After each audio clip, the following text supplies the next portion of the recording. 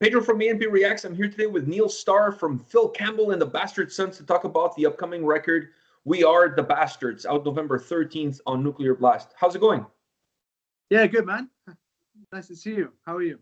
I'm good. I'm good. Thanks for taking the time today to chat about the record. I'm really excited to ask you a bunch of questions because I've had the chance to listen to the album. I really enjoyed it, and I want to kind of pick your brain about the making of this record. Yeah, awesome. Sounds good. So let's start off by making of the record. How did you guys approach this album, and did you guys take a different roadmap, if you will, when you look back at the previous album and now you're looking at this one? I mean, the biggest difference was the recording process because we weren't able to all go into the studio at the same time because of the COVID-19 situation. So I'd say that was the biggest difference,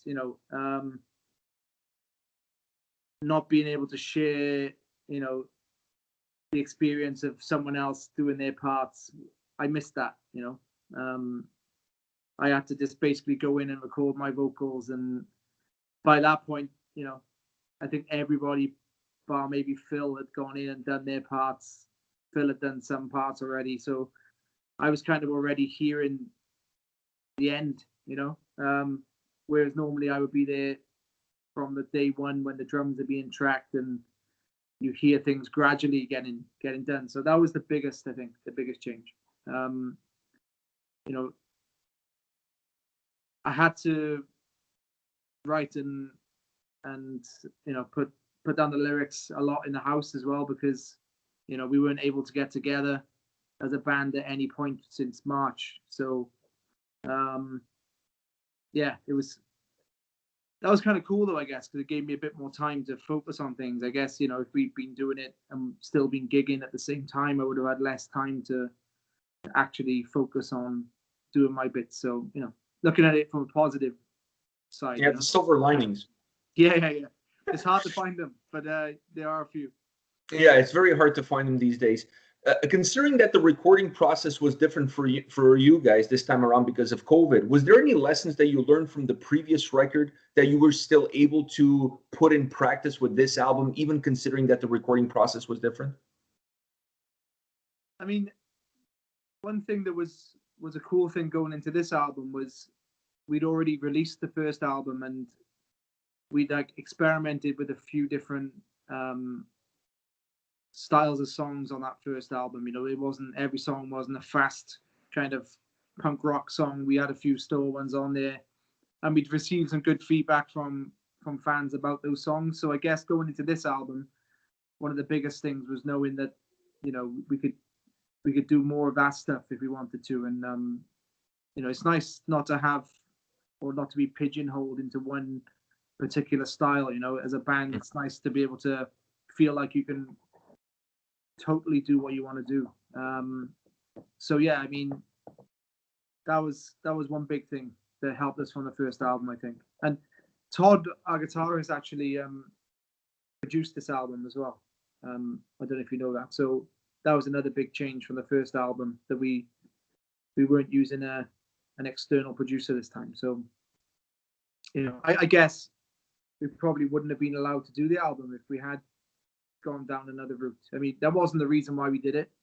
That was already planned to do it that way. But I guess, fortunately for us, because we have the studio in South Wales where we live, that enabled us to carry on with the plans, Mm-hmm. You mentioned a little bit of not having boundaries or not pigeonholing yourselves into a specific genre. I felt that this album, you guys took even more of a step outside the box, if you will. Not like you said, not like it wasn't done in the previous album, but I felt that on this album there was perhaps more of a conscious effort of really just let's create the best songs we can create and let's be as creative as we can be, and not really worry about what the sound at the end is going to sound like. Do you agree with that perception? Yeah, I think so.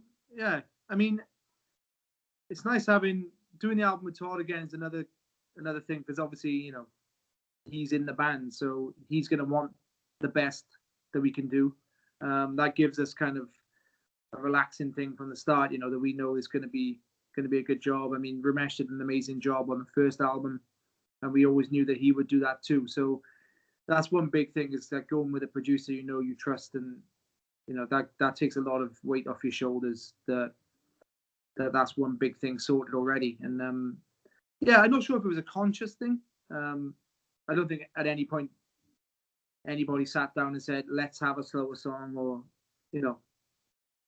but I think as people in the band, we want to write the best songs we can, and if something sounds good to us, then we carry on working with it. We don't put it to one side because we think this might not fit. We'll always just, if it sounds good to us, then we're hopeful it'll sound good to other people as well, if that makes sense. So yeah, and it'll be on the record.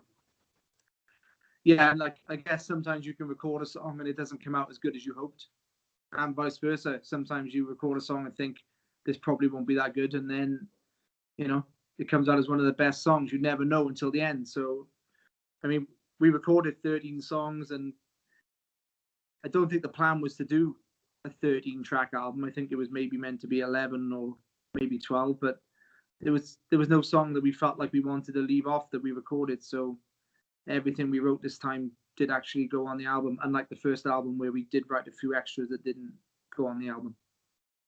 Yeah, we already talked about this diversity of sound, I guess, if you will. Perhaps that's the best way to describe it. But how would you describe the overall soundscape of the album if you had to put it in words? Well, what we tried to achieve is to write and record songs that will translate live, because ultimately I think all of us in the band love playing live, and we want to be able to replicate those songs and make them even better if possible live.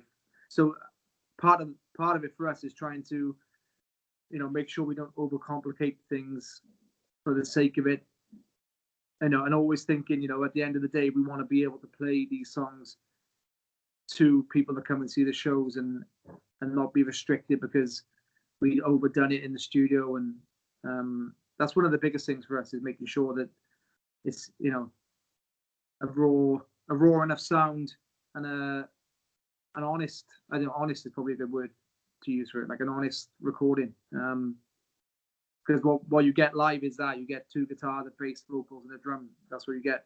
You don't get anything else. So we try not to do too much more on the album as well. And yeah, I think you guys got that vibe on the record. It has, at times when I was listening to the album, it almost felt like it was recorded in one take at a jam session. Awesome. I mean, that's even more difficult to do with the lockdown situation too, because at no point was there like 4 or 5 of us in a room doing takes. Like on the first album that happened, we were all in the room with the drummer while he's doing takes. This time it couldn't happen, so I guess that's testament to Todd and how he's recorded things, to make it sound like that, because that's definitely a harder thing to do, obviously, when there's not the possibility of having us all together in a room. So, and I have to ask you about the title of the record, "We Are the Bastards." It's very irreverent, but I felt that it matched the mood of the songs that you guys created for the album. So did the album title come in first, or is the album title driven by the mood that the songs are putting forward? Well, it didn't come first, I can tell you that. It didn't. We'd actually finished the entire album before we even had an album name this time. I don't think that was the case with the last album. I think we had the name for a while. But and in fact, the song "We're the Bastards" was one of the very last songs that came. There were 2 songs that came super, super late, but that one and "Destroyed." So Phil came up with "Destroyed." Todd came up with "We're the Bastards." And it was like real late. I think they'd even started tracking drums by that point. But then it was like, oh, I've written this, check it out, kind of thing. And so it definitely didn't come early, because that was one of the last songs that was even written for the album. So I guess it's difficult to think of album titles, really, because you obviously want something that encapsulates everything. And I think you're right. It does, for me anyway. I agree with you. It sums up kind of the whole feeling of the album, and we've got we like to think we've got a close relationship with we call them the bastards, and it kind of just hopefully brings us all together on this album, because we can't be together live at the moment, obviously, which is a real shame. So like, it's nice that we're trying to connect in other ways, like the way we did the video for that song, for example. We asked fans to submit footage of them singing clips of the song, and you know, we were really pleased with how that came out, and it was nice to get everyone involved. Is there one aspect of this record that you really love, but perhaps will go unnoticed to a lot of the fans? Great question. That's why I'm asking it. Yeah, it's a great question. Definitely one I haven't been asked already, which is nice. I don't know. I mean, it's hard to know what every listener gets something different out of an album. I know I interpret music that I listen to in a way that I'm sure that the artist who wrote it didn't intend, or didn't expect. I mean, I know a hell of a lot of work went into it. I know from my point of view, like, I gave every ounce of energy I had when singing the songs.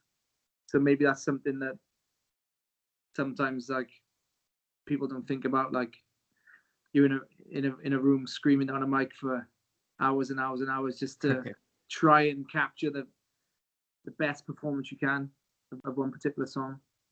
No, I don't know. I mean, artwork, for me, isn't underrated. Maybe it is for other people. Like, we put a lot of effort into the artwork as well. I know that a lot of Motorhead fans are into vinyl, like I am as well, and I think it's important to put time into artwork as well. And when you have that in a 12-inch format in front of you, like, it really does give you a different feeling to, like, obviously listening to digital stuff, or even in CD. It's a lot smaller. So I think maybe that's another thing that people don't necessarily think too much about. But for me, it's really important to have good artwork and make an effort on that side as well. And your vocals, you mentioned that you went in by yourself recording the vocals. I felt listening to you on this record that you took a very specific approach with every song, depending on what the mood of that track was, not only musically, but from a lyrical perspective, where that track was going to go. We didn't get the one size fits all from you from the first song to the last song. You have a very diverse approach that matches the mood, the intensity, the vibe of the songs very well. And I thought that was a really added bonus for how the whole record plays out. Did you have that in the back of your mind, or it was just the way you felt that song and it just kind of got recorded that way? You've literally nailed it on the head, which is nice, because obviously, again, that's something that could go unnoticed. But I'm very much influenced by music I hear when I want to approach a melody and lyrics. Definitely, I always write melodies first. I'm not the kind of guy who has books and books of lyrics I've been writing for the past 3 years, 5 years, and I go back to those. I'm not that kind of person. I basically will write a melody and then the words. That's always how I do it. And it does, when I hear a piece of music, I kind of know straight away, like, how it makes me feel.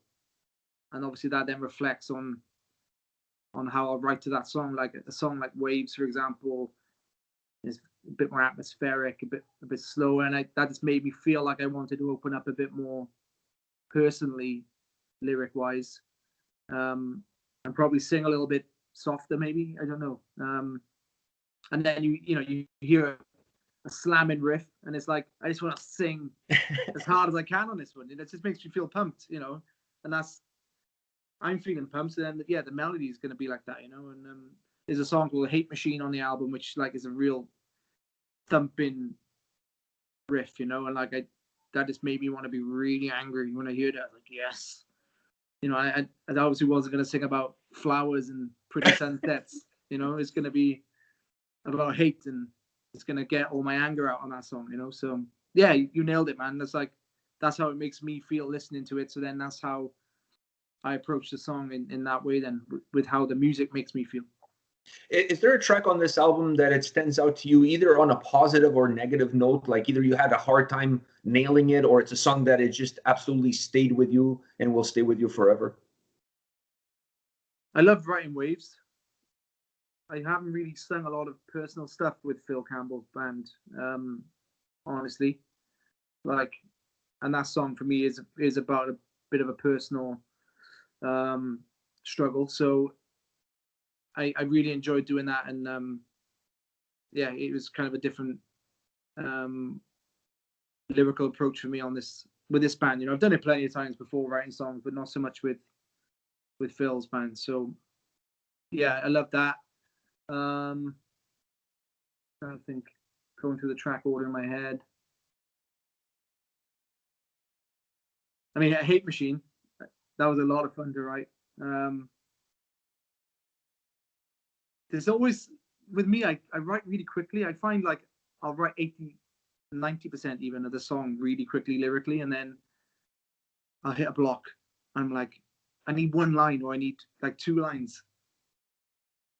And I just got to move on. Like, I got to go to the next song and come back to it. Because if you stick on that song, then you're just going to go around in this circle and like lose creativity fast. So I quite often will like get to a real positive patch of writing, and then I'll hit that wall. Like, very rarely do I ever finish a song in one hit. And then go to bed, you wake up the next day with a fresh head, and it's like, oh, that's the line I need. And the song's done. So yeah, I find that happens with me quite a lot, that I have, and it took me a while to learn that's how I should do it as well. Like, I'd often just sit there for hours just trying, I got one line to do. Surely I can just write this one line, you know, it can't be that hard to do. I've done every other line in 10 minutes. Like, what's, but yeah, I learned how my own brain works, and I've got to walk away now and then come back to it. Like, I can walk away to another song and do really well on that song, you know, it doesn't stump me. But I've learned I need to like just be patient with myself, and the song will finish itself when it's ready, kind of thing, you know. And yeah, sometimes it's hard to see the forest from the trees. definitely, yeah, definitely. One song that I want to mention to you, just because I really love the harmonica in it, and that's Desert Song. Like that was such a nice little melodic touch on that track. It had a little bit of country, a little bit of bluegrass. Yeah. I just, not that I was shocked by the harmonica into the song, but I was like, wow, whoever had the idea of putting this here, this takes the song from 10 to quote Spinal Tap, and it turns it all the way to 11. Do you know what I mean? Like, it's that perfect touch that finishes off that track, that pushes that track over the line. What did you think about that song when you heard it? Loved it.